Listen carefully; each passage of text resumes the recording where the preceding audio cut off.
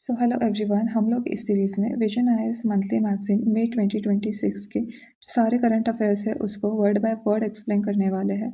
And one clarification, whatever material we are using in this video, the all original rights belong to Vision IAS.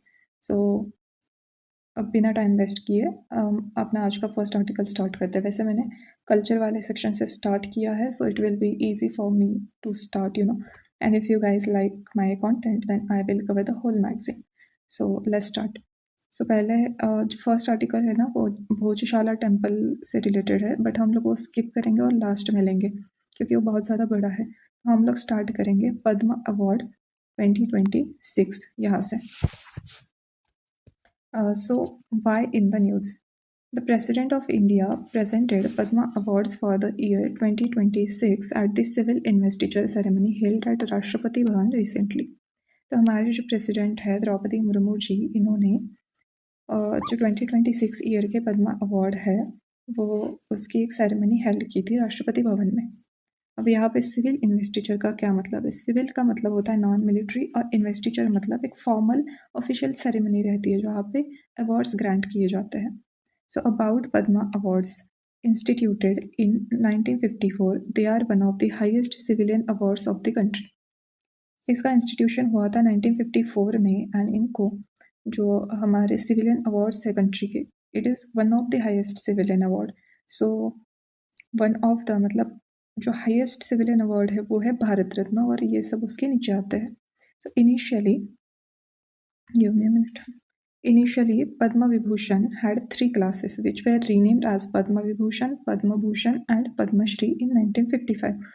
सो पहले क्या था कि 1954 में जब ये अवार्ड स्टार्ट किए थे तो पद्म विभूषण को 3 क्लासेस में डिवाइड किया गया था, लेकिन बाद में उन्हीं को रीनेम करके पद्म विभूषण, पद्म भूषण एंड पद्मश्री कह के और 1955 में ऐसा 3 क्लासेस में उनका डिवीजन कर दिया। Then Padma awards are not titled under Article 18 and cannot be used with the names. Padma award article 18 क्या कहता है कि आर्टिकल 18 मतलब एबॉलिशन ऑफ टाइटल। स्टेट किसी पर्सन को ऐसा कोई टाइटल नहीं दे सकती जो आर्टिकल 18 के अंडर प्रोहिबिट है। लेकिन भले ही पद्मा अवार्ड्स का जो मतलब जो भी टाइटल दिए जाते हैं आर्टिकल 18 के अंडर नहीं आते, फिर भी आप लोग उसको अपने नेम के साथ मतलब एज अ सफिक्स और प्रीफिक्स यूज़ नहीं कर सकते हो। The award recognizes distinguished achievements and public service across various fields such as art, science, literature, sport, medicine, social work and public affairs। इससे ज़्यादा कुछ मतलब अदर सेक्टर्स भी होते हैं जिसके लिए अवार्ड्स दिए जाते हैं। जिन भी ये जो फील्ड्स दी गई है हमें, आर्ट, साइंस, लिटरेचर या ये सारी, इसमें अगर कोई पर्सन एक डिस्टिंग्विश या रिकॉग्नाइजेबल अचीवमेंट लाता है या फिर एक बहुत ही अच्छी सर्विस देता है तो उनके लिए अवार्ड दिए जाते हैं। कौन देता है अवार्ड? तो conferred by president in 3 categories. President इनको ग्रांट करते हैं एंड इनको 3 कैटेगरीज में डिवाइड किया गया है। तो आप लोग इसको कैसे याद रखेंगे? तो सबसे बड़ा वाला जो है ना, बड़ा नाम है पद्म विभूषण का, तो ये आएगा सबसे पहले, बड़ा नाम है ना थोड़ा सा। फिर आएगा पद्म भूषण, इससे विभूषण से थोड़ा सा छोटा है, देन पद्मश्री। ऐसे हायरार्की इसकी याद रखनी है। सबसे बड़ा होता है भारत रत्न, उसके अंडर ये आते हैं, नीचे ये आते हैं पद्मा अवार्ड्स। पद्मा में भी पद्म विभूषण सबसे बड़ा है, देन पद्म भूषण है, पद्मश्री। पद्म भूषण जो है वो दिया जाता है एक्सेप्शनल एंड डिस्टिंग्विश सर्विसेज के लिए। पद्म भूषण दिया जाता है distinguished services of high order and Padma Shri for distinguished services. Then हम लोग एलिजिबिलिटी देखेंगे कि कौन इस अवार्ड को रिसीव कर सकता है। तो it is open to all persons irrespective of the race, occupation, position और जेंडर। आपका चाहे कोई भी रेस हो, ऑक्यूपेशन हो, पोजीशन हो या जेंडर हो, it is open for all. Then government servants including PSUs are not eligible except doctor and scientist. जो भी गवर्नमेंट सर्वेंट्स है इंक्लूडिंग जो भी पब्लिक सेक्टर अंडरटेकिंग में काम करते हैं वो लोग इस अवार्ड को लेने के लिए एलिजिबल नहीं है। बट यहाँ पे एक एक्सेप्शन है कि जो भी गवर्नमेंट डॉक्टर या साइंटिस्ट है उन लोग को ये अवार्ड दिया जा सकता है।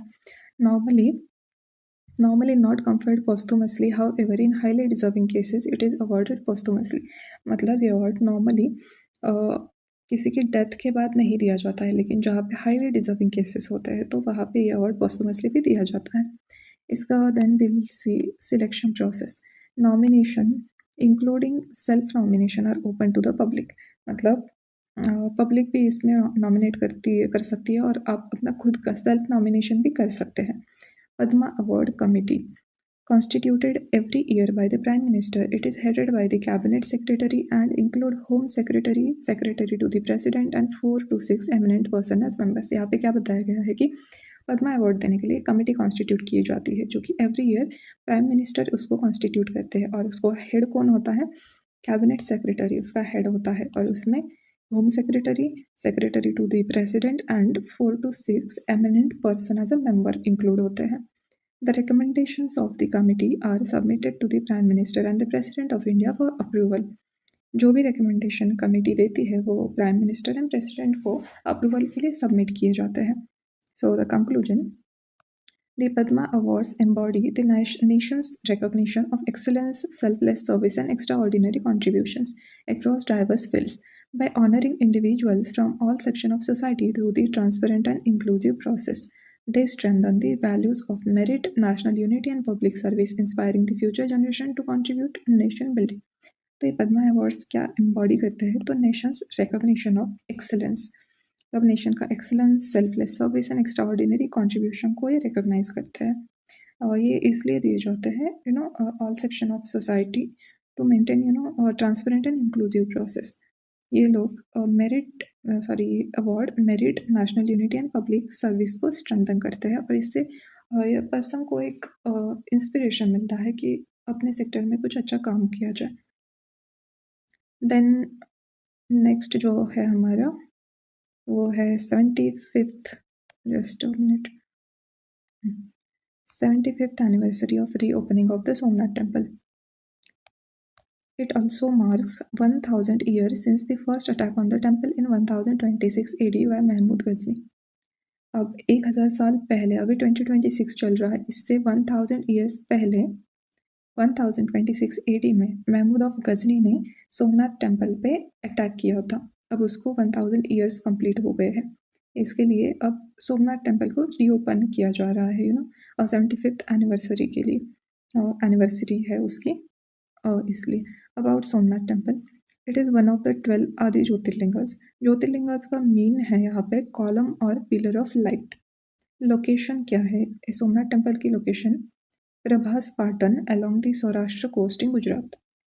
गुजरात में एक प्रभास पाटन करके एक प्लेस है जो कि सौराष्ट्र कोस्ट के साइड में है, तो वहाँ पे ये सोमनाथ टेम्पल सिचुएटेड है।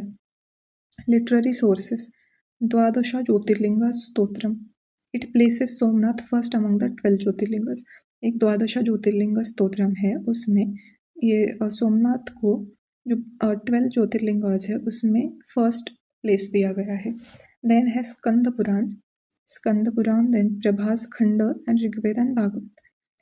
इस सारे लिटरेरी सोर्सेस में हमें सोमनाथ टेम्पल का रेफरेंस मिलता है।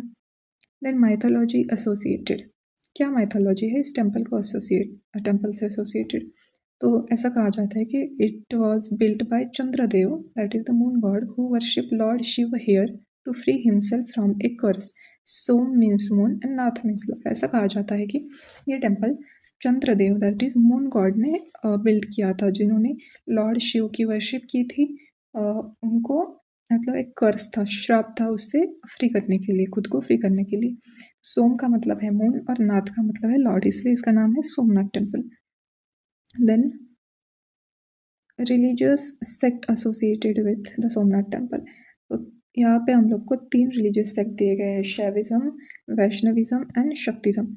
यहाँ पे शैविज्म मतलब शिव की वर्शिप की जाती है, वैष्णविज्म में विष्णु की वर्शिप की जाती है एंड शक्तिज्म में देवी या फिर शक्ति की वर्शिप की जाती है। Foreign travellers associated, mention by the Arab traveller Al Biruni की जो भी लिटरेरी वर्क है उसमें हम लोग को सोमनाथ का रेफरेंस मिलता है। Al Biruni was a famous Persian scholar या फिर ट्रैवलर बोल सकते हैं। उसने एक किताब उल हिंद नाम करके एक फेमस किताब लिखी थी। आर्किटेक्चर, सोमनाथ टेम्पल का आर्किटेक्चर देखेंगे अब।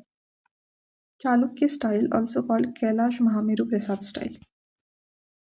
यहाँ पे ये चालुक्य स्टाइल में इसको बिल्ड किया गया था, उसको ही कैलाश महामेरु प्रसाद स्टाइल भी बोलते हैं। इसके फीचर्स क्या क्या है? वेसर स्टाइल मतलब it is a blend of Nagar style with Dravidian style. Nagar style मतलब नॉर्थ इंडियन स्टाइल होता है, द्रविडियन मतलब साउथ इंडियन होता है, और वेसर जो है इन दोनों का मिक्सचर होता है, मिडल वाला। कॉन्स्टिट्यूएंट्स, शिखर, उसमें शिखर है। शिखर मतलब एक सुपर स्ट्रक्चर कह सकते हैं या फिर टावर कह सकते हैं। देन गर्भगृह, जहाँ पे मेन जो आइडॉल रहता है, भगवान का मूर्ति रहती है जहाँ पे मेन, उसको गर्भगृह बोलते हैं। सभा मंडप, मंदिर के एक पिलर्ड हॉल रहता है, उसको सभा मंडप बोलते हैं, जहाँ पे सारे लोग इकट्ठा होके भजन कीर्तन करते हैं, वो पिलर्ड हॉल, उसको सभा मंडप कहते हैं। देन नृत्य मंडप होता है, traditional carving, spacious clean courtyard रहता है। And Baan Stambh pointing toward the south pole. अब यहाँ पे इसके साथ एक फेमस ट्रेडिशनल कॉन्सेप्ट एसोसिएटेड है, इसको एक मैथोलॉजी भी बोल सकते हैं, कि सोमनाथ का जो साउथ पोल है उसकी डायरेक्शन में लैंडमास का कोई भी हिस्सा नहीं है, ऐसा माना जाता है। मटेरियल, तो इसमें सैंडस्टोन का यूज़ किया गया है। रिस्टोरेशन, किन किन पर्सन्स ने इसको रिस्टोर किया है, मतलब जब जब इसको ये हम कह सकते हैं कि कुछ इसको कुछ पार्ट्स को इसकी मतलब मरम्मत की ज़रूरत थी, तो वो 12th सेंचुरी में Kumarpal was the important ruler of Chalukya या फिर Solanki dynasty. And 13th century में किंग ऑफ जूनागढ़ ने इसको रिस्टोर किया था। 18th सेंचुरी में अहिल्याबाई होलकर जो थी वो एक 18th सेंचुरी की फेमस मराठा रूलर थी, इन्होंने भी सोमनाथ टेम्पल को रिस्टोर किया था। 1951 में प्राण प्रतिष्ठा, that is consecration, done by Dr. Rajendra Prasad, but it was initiated by Sardar Patel in 1947. तो इसकी प्राण प्रतिष्ठा मतलब जो मूर्ति की स्थापना थी वो राजेंद्र प्रसाद ने की थी 1951 में, लेकिन इस मंदिर का इसको रिस्टोर करने का जो इनिशिएशन था वो सरदार पटेल ने लिया था 1947 में।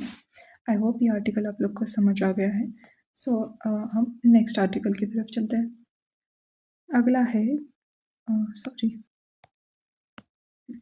अगला है Chola copper plate. Netherlands return 11th century Chola copper plate to India during prime minister state visit to Netherlands.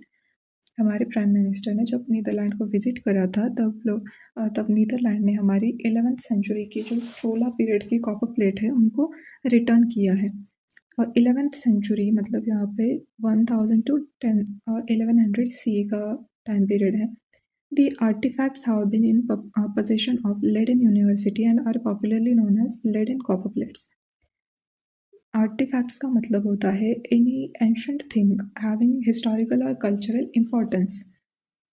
तो अब तक ये जो कॉपर प्लेट्स थी वो नीदरलैंड की एक लेडन यूनिवर्सिटी है उसके पोजीशन में थी, और वहाँ पे उसको लेडन कॉपर प्लेट्स के नाम से जाना जाता था। During the visit, two countries also elevated their strategic partnership. अब इस विजिट के दौरान दोनों कंट्री ने अपने रिलेशन को एलिवेट करा है, मतलब एक स्टेप आगे लेकर गए हैं, स्ट्रैटेजिक पार्टनरशिप कर रहे हैं। अब स्ट्रैटेजिक पार्टनरशिप का मतलब रहता है कि long term and deeper cooperation in important sectors such as trade, energy as well as some other sectors. Then about Leiden copper plates, यहाँ पे it consists of 21 large and 3 small copper plates fastened with a bronze ring bearing a seal of Chola King Rajendra Chola I and another set carrying the seal of Kulottunga Chola I. यहाँ पे 2 set मिले हैं copper plates के, एक में 21 large and एक में 3 small copper plates, मतलब टोटल मिलाकर 24 कॉपर प्लेट्स है with A bronze ring bearing the seal of Chola king Rajendra Chola I. Fasten with मतलब उसको उन कॉपर प्लेट्स को ब्रॉन्ज रिंग से बांधा गया है या फिर जोड़ा गया है, और उस रिंग पे एक सील रहता था। सील मतलब एक ऑफिशियल मुहर रहती है, जो भी एंशिएंट टाइम में उस किसी डॉक्यूमेंट्स के साथ या फिर किसी भी चीज़ के साथ छेड़छाड़ ना हो या फिर उसकी ऑथेंटिसिटी मेंटेन करने के लिए एक ऑफिशियल मुहर लगा दी जाती थी। सो एक सेट पे हमें चोला किंग राजराजा की सील मिली है और दूसरी पे हमें कुलोत्तुंग चोला I की सील मिली है। इस कॉपर प्लेट्स पे लैंग्वेज कौन सी यूज़ करी है, तो तमिल एंड संस्कृत। यहाँ पे हम लोग को एक मल्टीलिंगुअल एडमिनिस्ट्रेटिव कल्चर देखने को मिलता है। उस टाइम पीरियड में। These plates were brought to Netherlands in 1712 from Nagapattinam by Laurentius Camper, a Dutch missionary associated with the Dutch East Indies Company. ये प्लेट्स आखिर नीदरलैंड में कैसे पहुंची? तो 1712 में नागपट्टिनम से, जो कि तमिलनाडु में एक प्लेस है, वहाँ से लॉरेंशियस कैंपस, एक डच मिशनरी था, डच ईस्ट इंडीज़ कंपनीज के साथ एसोसिएटेड था, वो इसको नीदरलैंड लेके गया था। इसका सिग्निफिकेंस क्या है? It provides insights into Chola empire's administration, taxation, land reform, irrigation system and trade practices. इस प्लेट से हमें चोला एम्पायर का एडमिनिस्ट्रेशन हो, taxation, land reform, irrigation, trade practices, इस सब की जानकारी मिलती है। Records grant of Anaimangalam village to Buddhist vihar built by Srivijaya, ruler of Southeast Asia, signifying religious harmony and link with Southeast Asia. इस record में हमें एक चीज़ जानने को मिलती है कि एक अनाईमंगलम विलेज है तमिलनाडु का, जिसको बुद्धिस्ट विहार बिल्ड करने के लिए ग्रांट किया, मतलब दान दिया गया था। और वहाँ पे बुद्धिस्ट विहार किसने बनाया था? तो Sri Vijaya was the ruler of South East Asia. तो हम लोग यहाँ पे एक रिलीजियस हार्मनी देख सकते हैं India and south East Asia के बीच। लेकिन इंटरेस्टिंग बात यह है कि श्री विजय जो था ना, वो उसके खिलाफ जो चोला डायनेस्टी का राजेंद्र चोला वन है, उसने उसके अगेंस्ट एक नेवल एक्सपीडिशन की थी। फिर भी उसको मतलब temple build, Buddhist vihara build करने के लिए ये ग्रांट मिला था। Sri Vijaya was the powerful maritime kingdom था associated with the present Indonesia. Then about copper plate inscription. Official records engrave on copper sheets and usually tied together with a ring bearing the royal seal. Copper plate मतलब एक official records होते हैं जो engraved on copper sheet. Copper sheet पे इंग्रेव करना मतलब जोर से प्रेशर देकर लिखा जाता है उस पर। एंड यूजुअली ये रॉयल सील, एक रिंग जिस पे रॉयल सील लगी होती है, उससे इनको बांध दिया जाता है। They usually recorded grants of land, list of royal lineages carrying royal seal, religious grant, donation, etc. इसमें यूजुअली क्या होता है? यूजुअली इसमें अगर किसी लैंड के लिए लैंड ग्रांट्स दिए हैं, उसके रिकॉर्ड्स रहते हैं, या फिर जो रॉयल लिनिएज है, जो रॉयल सील कैरी कर रही है, उसकी लिस्ट रहती है। जो रिलीजियस ग्रांट्स दिए जाते हैं या फिर डोनेशन दिए जाते हैं, उनके रिकॉर्ड कीप किए जाते हैं इसमें। Earliest known copper plate inscription is Sogora copper plate of Mauryan era, mentioning hunger relief efforts, Prakrit language, and Brahmi script. So, Prakrit and Brahmi script में earliest known copper plate inscription. सबसे पहले जो copper plate inscription मिले थे वो Sohgaura copper plate of modern era के थे। वहाँ पे हंगर रिलीफ एफर्ट्स, अगर ड्रॉट आया हो या फिर कोई भी प्रॉब्लमेटिक सिचुएशन, वहाँ पे जो हंगर रिलीफ एफर्ट्स लिए थे उसका मेंशन मिलता है। अब प्रकृत लैंग्वेज एंड ब्राह्मी स्क्रिप्ट। अब यहाँ लैंग्वेज एंड स्क्रिप्ट में कंफ्यूज नहीं होना है। जैसे हमारी हिंदी लैंग्वेज है लेकिन हम लोग उसको देवनागरी में लिख सकते हैं, वैसे ही वहाँ पे लैंग्वेज प्रकृत यूज़ होती थी लेकिन स्क्रिप्ट उनकी ब्राह्मी स्क्रिप्ट यूज़ करते थे। Majority of the copper plate inscriptions are concentrated in the southern state. Majority copper plates हैं हमको सदर्न स्टेट में देखने को मिलते हैं। नाउ अब हम लोग ये बॉक्स देखते हैं। इम्पीरियल चोलास के बारे में यहाँ पे इंफॉर्मेशन दी गई है। चोलास का पीरियड है 850 टू 1279 AD, इसके बीच चोला का रूल था। पहले देखते dynastic background. Referred to as Muvendhar in Sangam literature, it was a major Tamil dynasty alongside Cheras and Pandyas. So Cholas को यहाँ पे मुवेंदर, संगम लिटरेचर में चोलास को मुवेंदर कह के रेफर किया गया है। And it was a major Tamil dynasty. Cheras and Pandyas के साथ एक मेजर तमिल डायनेस्टी थी। अब मुवेंदर का मतलब क्या होता है? कि मुवेंदर का मतलब होता है दी ग्रेट किंग। और यहाँ पे it is used for 3 main dynasty. जो चोला, चेरा एंड पांड्या, ये जो 3 मेन डायनेस्टी थी ना, उसको ये मुवेंदर रेफर किया जाता था, not alone to the Cholas. Then major rulers, तो चोला डायनेस्टी के जो फाउंडर थे वो थे विजयालय।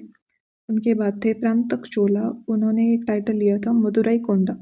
मदुराई कोंडा मतलब one who captured the Madurai. And it was the Madurai क्या था कि एक पांड्य रूलर जो थे उनका एक इम्पोर्टेंट सेंटर था, जिसको प्रांतक चोला ने मतलब पांड्या से लिया था। देन है third is Rajaraja Chola one. He conquered northern Sri Lanka and Maldives. मतलब राजराजा चोला वन जो फर्स्ट था उसने इंडिया के बाहर भी चोला जो डायनेस्टी थी उसको एक्सपांड किया था। Then Rajendra Chola one. He कॉन्क्वर्ड Shri Vijaya kingdom founded गंगईकोंडचोलपुरम। अभी हमने ऊपर जो देखा था श्री विजय, तो वो Sri Vijaya kingdom Rajendra Chola one ने कॉन्क्वेयर करा था और इसने गंगईकोंडचोलपुरम भी फाउंड किया था। Then cultural patronage. Flourishing of Tamil literature and composition of works such as the epic poem Kalingattu-Parani and devotional hymns Thevarams by Nayanars. सो ये कलिंगत्तु परानी जो है वो कलिंग कैंपेन जो था उससे एसोसिएटेड थी। और जो थेवराम्स बाय नयनार्स ये डिवोशनल हिम्स थे। Nayanars were basically associated with Shaivism and Alvars were associated with Vaishnavism. Then architecture में देखते हैं Brihadeeswara temple in Thanjavur. Rajendra Chola first ने इसको बिल्ड किया था। Then Airavatesvara temple in Darasuram. Airavatesvara temple in Darasuram. Then Gangaikondacholapuram temple. Gangaikondacholapuram को राजेंद्र चोला वन ने किया था। इन दोनों में कंफ्यूज नहीं होना है। जो बृहदीश्वर का टेम्पल था वो राजेंद्र चोला ने किया था और गंगईकोंडचोलपुरम बृहदीश्वर वाला राजराजा चोला ने किया था और गंगईकोंडचोलपुरम वाला राजेंद्र चोला ने किया था। And all three are collectively associated with UNESCO's world heritage listing as a part of great living Chola temple. ये तीनों ही ग्रेट लिविंग चोला टेम्पल का पार्ट है and they are associated with UNESCO world heritage sites.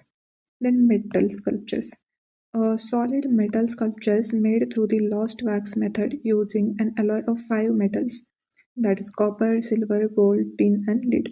5 metals का alloy use करके lost wax method से metal sculpture बनाए जाते थे। लॉस्ट वैक्स मेथड यूजुअली क्या रहता था, वैक्स की एक कोई मूर्ति वगैरह बना दी जाती थी, उस पर मोल्टन मेटल डाल दिया जाता था, फिर वो ठंडा होने के बाद उस वैक्स को गर्म किया जाता था और वो वैक्स बाहर निकाल के फिर उसका मेटल का एक मोल्ड बन जाता था। तो इसलिए उसको लॉस्ट वैक्स मेथड बोला जाता है। एंड ये जो मेटल्स है copper, silver, gold, tin and lead, इसको पंचधातु भी बोल सकते हो। और नटराज की जो मूर्ति है ना वो famous example of Cholas bronze sculpture. Chola का जो ब्रॉन्ज स्कल्पचर है उसका एक फेमस एग्जाम्पल अगर हमें लेना हो तो हम नटराज स्कल्पचर बोल सकते हैं। देन उसके बाद हमारा जो नेक्स्ट आर्टिकल होने वाला है वो है कोरियन वॉर। अब यहाँ पे हमें बहुत थोड़ी सी इंफॉर्मेशन दी गई है बट ये इंटरनेशनल रिलेशंस चाहे आईआर हो या फिर ये कल्चर वाला सेक्शन हो या फिर हमें अदर जियोपॉलिटिकल कुछ समझना हो उसके लिए बहुत ज़्यादा इंपॉर्टेंट है, इसलिए मैं इसका बैकग्राउंड आपको क्लियर करना चाहूँगी। इससे ज़्यादा मैं आपको एक्स्ट्रा इन्फॉर्मेशन देना चाहूँगी फॉर योर एक्स्ट्रा नॉलेज, जो हमें एग्जाम में भी बहुत यूज़ होगी, आईआर के लिए तो भी बहुत ज़्यादा इंपॉर्टेंट है। So in just a minute.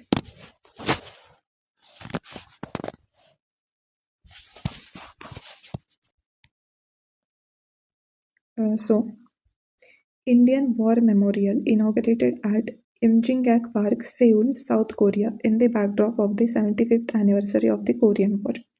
अब मैं इसको पूरा एक्सप्लेन करूँगी, आप लोग को बस ये सुनना है, ठीक है। इंडियन सो देखो, साउथ कोरिया में इमजिंगैक पार्क नाम की एक जगह पर इंडियन वॉर मेमोरियल का इनाग्रेशन किया गया है।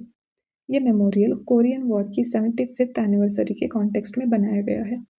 जो इमजिंगैक साउथ कोरिया में जो ये प्लेस है ना वो DMZ डीमिलिटराइज जोन के पास एक इम्पॉर्टेंट प्लेस है। कोरियन पेनिनसुला, ये जो प्लेस है वो कोरियन पेनिनसुला के डिवीजन और कोरियन वॉर की मेमोरीज के साथ जुड़ा हुआ है। कोरियन पेनिनसुला मतलब जो North Korea and South Korea इन दोनों को मिला के जो पार्ट बनता है उसको कोरियन पेनिनसुला बोला जाता है। It honours the sacrifice and services of the 60 para field ambulance and custodian forces of India. अब हम लोग को इन दोनों का मीनिंग जानना है। 60 पैराफिल्ड एम्बुलेंस मतलब ये इंडियन आर्मी की मेडिकल यूनिट थी जिसमें कोरियन वॉर के टाइम जो वुंडेड सोल्जर्स थे उनको medical treatment and evacuation services दी जाती थी। Then custodian force of India, custodian force of India क्या है? तो कोरियन वॉर के बाद जो भी प्रिजनर ऑफ वॉर्स थे, वो अब तुरंत अपने होम कंट्री नहीं जाना चाहते थे, तो उनके लिए न्यूट्रल अरेंजमेंट के तहत इंडिया ने उनकी कस्टडी का या फिर मैनेजमेंट में एक अहम रोल निभाया था। फिर अब समझते हैं कि जो कोरियन वॉर है आखिर क्यों हो सॉरी अब कोरियन वॉर क्यों हुआ इसको after world war two Korea was divided along the 30th parallel. World war second के बाद कोरिया का डिवीजन हो गया था। अब इसको समझने के लिए हमें थोड़ा सा पीछे जाना पड़ेगा। वर्ल्ड वॉर सेकेंड से पहले कोरिया जो था वो जापानीज कॉलोनियल रूल के अंडर था, लेकिन 1945 में जापान के हार के बाद कोरिया को जापानीज कंट्रोल से फ्री किया गया। लेकिन इसके बाद कोरिया को टेम्पररीली दो जोन में डिवाइड किया गया, नॉर्थ एंड साउथ। नॉर्थ का जो पार्ट था नॉर्थ एंड साउथ, लेकिन ऐसा कहा जाता है जो नॉर्थ का पार्ट था it was backed by Soviet union and China, and जो साउथ कोरिया का था it was supported by USA. North Korea Soviet union उसको सपोर्ट करता था, मतलब आज का Russia, and China China separately है ऑब्वियसली। साउथ कोरिया को अमेरिका का सपोर्ट था।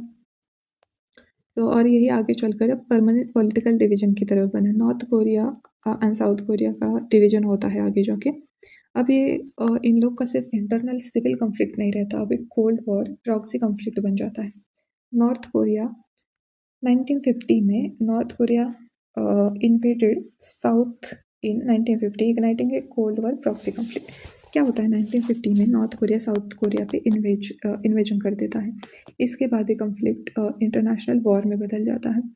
जब प्रॉक्सी का मतलब क्या होता है, यहाँ पे दिया गया है प्रॉक्सी।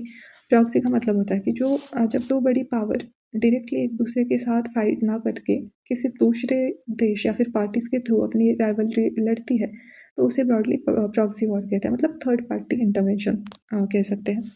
अब हम यहाँ पे ये क्वेश्चन आ रहा होगा आपको कि आखिर चाइना क्यों बीच में आया। तो एक पॉइंट पे साउथ कोरियन की जो फोर्सेस थी वो नॉर्थ कोरिया में काफ़ी अंदर तक पहुंच गई थी, तो चाइनीज़ को लगा कि अब हम लोग के लिए भी एक सिक्योरिटी थ्रेट हो सकता है, तो चाइना ने तुरंत नॉर्थ कोरिया को अपना सपोर्ट दे दिया था। अब इससे वॉर और भी कॉम्प्लिकेटेड हो गया था obviously. Then 1953 armistice divided the peninsula at 38th parallel, रफली aligning with the demilitarised zone. ये जो डीमिलिटराइज्ड जोन था 30th पैरेलल के मतलब सराउंडेड आसपास ही था। 1903 आर्मस्टिस का मतलब है कि सीज फायर अरेंजमेंट बोल सकते हैं। क्या आप आर्मस्टिस को पीस ट्रीटी बोल सकते हो? तो नॉट नेसेसरीली आर्मस्टिस मतलब पीस ट्रीटी नहीं होती, सीज फायर बोल सकते हैं हम लोग उसको, जैसे हमारा इंडिया पाकिस्तान के बीच हुआ था कश्मीर के टाइम। देन कोरियन पेनिनसुला में नॉर्थ और साउथ कोरिया के बीच अब एक डीमिलिटराइज जोन बना दिया गया था। ये मिलिट्राइज बफर जोन है और इसे रफली 38th पैरेलल के आसपास समझा जाता है। But we have to remember that 30th parallel and DMZ ये दो डिफरेंट प्लेसेस है, इसको सेम नहीं समझना है। इंडिया ने कोरियन वॉर में डायरेक्टली किसी की साइड पे जाके मतलब कॉन्वेंशनल कॉम्बैट रोल नहीं किया था, लेकिन उससे इम्पोर्टेंट डिप्लोमेटिक ह्यूमैनिटेरियन रोल निभाया था। सो इसकी वजह से ये आर्टिकल अभी चर्चा में है। Then the next one is International Booker prize.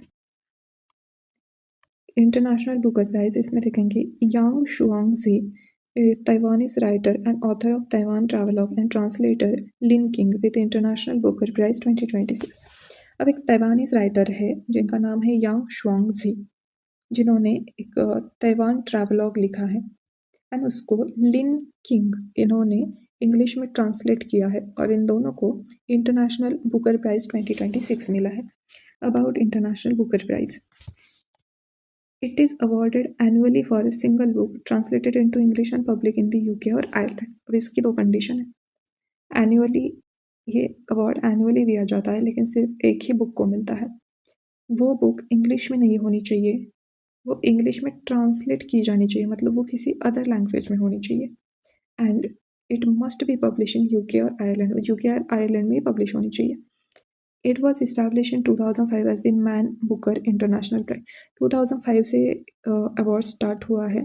जब ये स्टार्ट हुआ था तब उसका नाम था मैन बुकर इंटरनेशनल प्राइज, लेकिन बाद में इसको रीनेम किया गया और अब सिर्फ इंटरनेशनल बुकर प्राइज है। क्या इंडिया के हमारे कोई ऑथर्स है जिनको ये अवार्ड मिला है? तो yes, Indian winners of International Booker Prize. यहाँ पे दो देखने को मिलते हैं हमें। First one is Geetanjali Shree, उनका था tomb of sand 2022, translated by Daisy Rockwell. It was the first Hindi work to win this prize. Geetanjali Shree ने टूम्ब ऑफ सैंड करके उनका एक वर्क था जिसको डेजी रॉकवेल ने ट्रांसलेट किया था, और उनका जो ये वर्क है वो हिंदी का वो फर्स्ट वर्क है जिसको ये इंटरनेशनल बुकर प्राइज मिला था। Then next is Banu Mushtaq, उनका था हार्ट लैम्प 2025। 2025 में उनको अवार्ड मिला था, translated by Deepa Bhasthi, which was the first Kannada work to win the prize. इनका कन्नड़ वर्क था जिसको दीपा बश्ती ने ट्रांसलेट करा था। सो गीतांजलि श्री का था हिंदी वाला एंड बानो मुश्तक का था कन्नड़ में। Note, International Booker Prize is different from Booker Prize which rewards work written in English. ये जो इंटरनेशनल बुकर प्राइज है ये बुकर प्राइज से डिफरेंट है, जो कि इंग्लिश वर्क के लिए दिया जाता है। इंग्लिश वर्क के लिए अलग से एक प्राइज दिया जाता है बुकर प्राइज, एंड ये इंग्लिश से दूसरी लैंग्वेज में जो है उसके लिए इंटरनेशनल बुकर प्राइज रहता है। तो ये दोनों अलग है, don't mix it. I think ये सारे आर्टिकल्स कवर हो गए हैं। पद्मा अवार्ड भी हो चुका है, अब लास्ट वन हमारा रह गया है जो हमने फर्स्ट स्किप किया था, कल्चर वाला part, Bhojshala temple. Bhojshala Temple, why in the news? The Madhya Pradesh High Court has declared Bhojshala Kamal Mola Mosque Complex in Dhar as the protected monument under Ancient Monuments and Archaeological Sites and Remains AMASR Act 1958 with character of a Hindu temple. क्या जानना है हमें यहाँ पे? Madhya Pradesh high Court ने भोजशाला कमाल Maula mask complex, जो कि मध्य प्रदेश के धार में सिचुएटेड है, उसको AMASR एक्ट 1958 के अंडर प्रोटेक्टेड मॉन्यूमेंट डिक्लेयर किया है एंड इसको हिंदू कैरेक्टर का बताया गया है। More about the news. The court quashed the Archaeological Survey of India order of 2003 that had restricted Hindu worship to specific days and permitted namaz for Muslim community on Friday. Sorry, court ने 2003 में क्या हुआ था कि ASI ने ऐसा बोला था कि अब हिंदू लोग की वर्शिप रेस्ट्रिक्ट की गई थी, कुछ स्पेसिफिक डेज को ही हिंदू लोग वहाँ पे जा सकते थे, एंड जो मुस्लिम कम्युनिटी थी वो फ्राइडे को वहाँ पे नमाज उनको परमिट था। सो अब कोर्ट ने उस ऑर्डर को क्वैश किया है और इस टेम्पल को हिंदू कैरेक्टर का बताया गया है। The ASI will continue to exercise overall supervisionary administration, conservation and management of the property. अब इसको हिंदू कैरेक्टर बताया गया है, ASI का ऑर्डर क्वैश किया गया है, but it does not mean कि अब ASI इसका मतलब ASI इसका कुछ नहीं देखेगा, ASI फिर भी इसका सुपरविजन वगैरह कर सकता है। The court held, based on ASI finding of 94 sculpture and 150 plus Sanskrit inscription, that site was built by Raja Bhoj in 1034 AD and later converted into mosque. Court ने इस बेसिस पे इसको हिंदू कैरेक्टर का बोला है। यहाँ पे ASI फाइंडिंग्स में 94 स्कल्पचर्स मिले हैं जो कि हिंदू रिलेटेड है, 150 से भी ज़्यादा संस्कृत इंस्क्रिप्शन मिले हैं, एंड ये जो साइट थी वो ओरिजिनली राजा भोज ने बिल्ड की थी 1034 AD में, और फिर जो मुस्लिम्स थे उन्होंने बाद में इसको मॉस्क में कन्वर्ट करा था।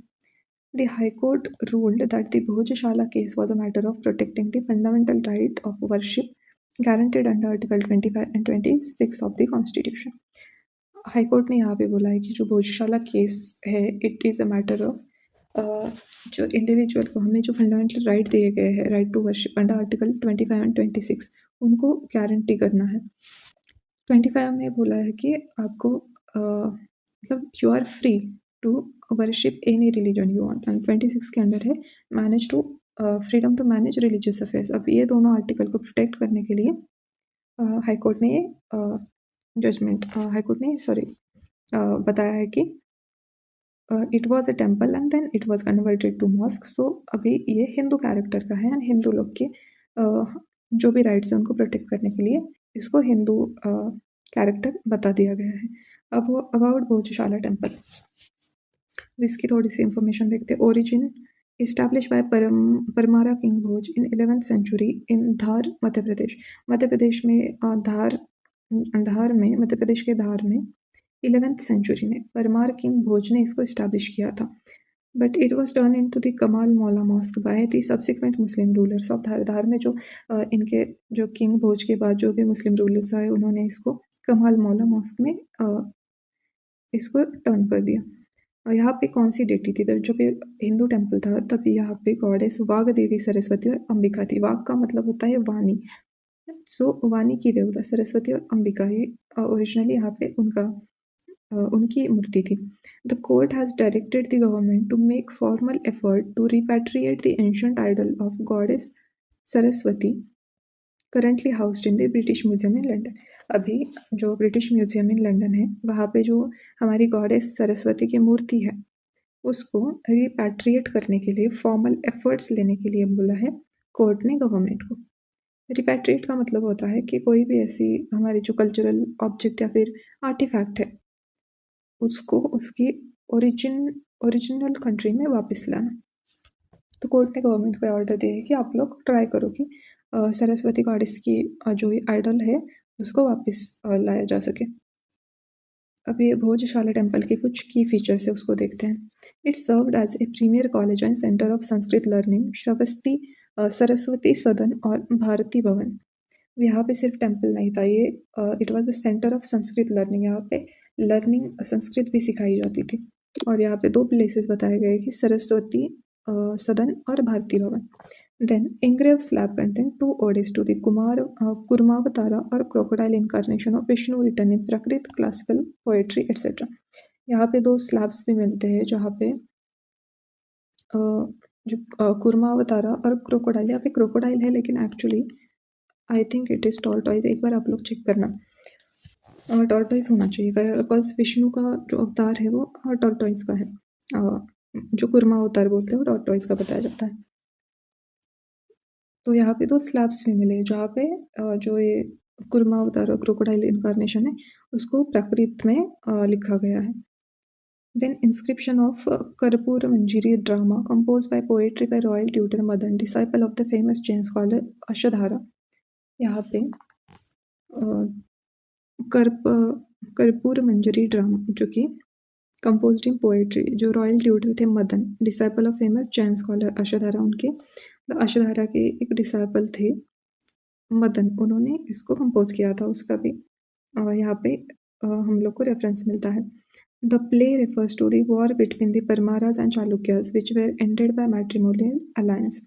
इस ड्रामा में क्या बताया गया है कि जो परमाराज और चालुक्यास थे इनके बीच वॉर एंड होता है मैट्रिमोनियल अलायंस से, उसका रेफरेंस यहाँ पे दिया गया है। Then 2 Sarpabandha pillar inscription detailing Sanskrit grammar. 2 pillar inscription है जहाँ पे संस्कृत ग्रामर की डिटेलिंग दी गई है। 2 Sanskrit stanzas in Anustubha meter were engraved, one praising Parmara king Udayaditya and Naravarman, successors of the Raja Bhoj, and the other that inscription was installed by Udayaditya. यहाँ पे 2 Sanskrit stanzas इन अनुस्तंभ metre यहाँ पे इंग्रेव किए गए हैं। इंग्रेव मतलब किसी भी चीज़ पे प्रेस करके लिखना। एक में परमार किंग उदयादित्य को प्रेस किया है एंड नरवर्मन, दूसरे में उदयादित्य नरवर्मन को प्रेस किया गया है जो कि राजा भोज के सक्सेसर थे। और जो दूसरा था ना, जो दूसरा था वो उदयादित्य ने इंस्टॉल किया था। अब किंग भोज के बारे में थोड़ी सी इंफॉर्मेशन देखेंगे। किंग भोज जो थे वो कंटेम्प्रेरी थे चोला डायनेस्टी के राजेंद्र वन उनके साथ। Rajendra one of Chola dynasty who built Brihadeeswara temple in Gangaikonda Cholapur. फिर राजेंद्र वन ने गंगईकोंड चोलपुरम में बृहदीश्वर टेम्पल को बिल्ड किया था। अब किंग भोजा के कॉन्क्वेस्ट अगर देखें तो he defeated Chalukyan of Lata present day Gujarat, Shilahara of Konkan and Chahamanas of Shakambhari. इन्होंने प्रेजेंट डे गुजरात में जो लता करके जो लत्ता, चालुक्यस ऑफ लत्ता है, सॉरी, उस टाइम में जो चालुक्यस ऑफ लता थे, अभी जो प्रेजेंट है गुजरात में है, तो उनको कॉन्क्वेस्ट डिफीट करा था। देन सिलाहर, कोकम के सिलाहर और शाकंभरी के चाहमानी, इनको भी डिफीट करा था। He increase his power among the Dubkund Kachchhapaghatas and the Chandela feudatories. Sorry for my pronunciation, but समझ लो। He adopted the title of परमेश्वर परम भत्तारक। किंग भोज ने खुद को परमेश्वर परम भत्तारक ऐसा टाइटल दिया था। Contribution to literature, Samarangana Sutradhara, ये एक इंसाइक्लोपीडिक वर्क है on architecture. It deal with planning of town and villages, building of houses, halls and palaces as well as temple. इसको हम इन ब्रीफ कह सकते हैं कि आर्किटेक्चर से रिलेटेड था, टाउन प्लानिंग वगैरह। Then Saraswati Kanthabharana, a treatise on Sanskrit grammar for poetic compositions। ये पोएम से रिलेटेड था, पोएटिक कंपोजिशन से। Then Vyavahara Manjari, a text on Dharmashastras और Hindu law and Charucharya, a text on personal hygiene. ये जो व्यवहार मंजरी था, ये धर्मशास्त्र रिलेटेड टेक्स्ट या फिर हिंदू लॉ से रिलेटेड था। एंड जो चारुचार्य है, पर्सनल हाइजीन रिलेटेड लिटरेचर था। Then contribution to architecture, Raja Bhoj ने क्या कंट्रीब्यूशन दिया है आर्किटेक्चर में? तो he founded the city of Bhojpur on the bank of Betwa river. Betwa, Ken Betwa project आपको याद है? हाँ, तो वो वाली बेतवा रिवर, उस पर उन्होंने सिटी ऑफ भोजपुर को इस्टेब्लिश करा था। देन कंस्ट्रक्टेड दी भोजेश्वर टेम्पल, वहाँ पे उन्होंने एक भोजेश्वर टेम्पल बनाया। फिर यहाँ पे build 3 dams in the area, इस एरिया में 3 डैम्स बना है। Then constructed upper lake in Bhopal by constructing an earthen dam across the Kolan river. Bhopal में उन्होंने एक अपर लेक बनाया और by constructing earthen dam, Kolan river के अक्रॉस उन्होंने अर्थन डैम बनाया था। The lake was renamed Bhojtal in 2011। 2011 में इस लेक को भोजताल नाम दिया गया, मतलब रीनेम किया गया।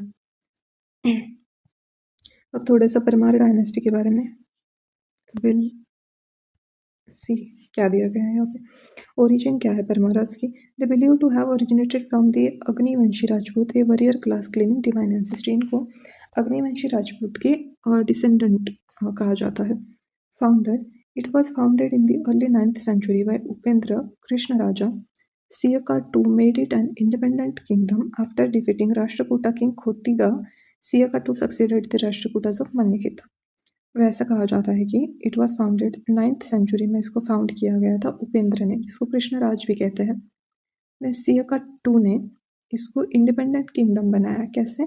उसने जो राष्ट्रकूटा किंग था खोतिगा, उसको डिफीट करा और सक्सीडेड दी राष्ट्रकूटास ऑफ मन्यखेता, और वह सक्सीड किया। मतलब अब जो परमार डायनेस्टी थी, वो एक इंडिपेंडेंट किंगडम बन चुकी थी। Extent of the kingdom, the Parmar kingdom had it's main capital eight Ujjain and धारा नगरी। इसका जो मेन कैपिटल था वो उज्जैन एंड धारा नगरी में था। At its peak it extended from Kotabundi in north to the Godavari region in Khandesh south.